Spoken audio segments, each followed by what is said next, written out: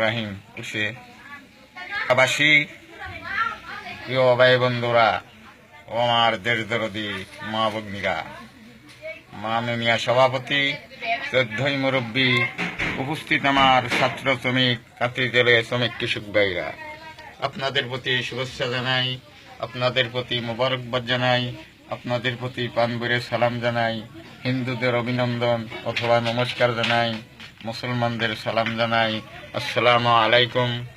আসন্ন হাটিরেনাকালিয়া ইউনিয়ন পরিষদ নির্বাচনে জনগণের আহ্বানে আমি মোহাম্মদ নুরুল হক ৫ নম্বর ওয়ার্ডের মেম্বার পদপ্রার্থী।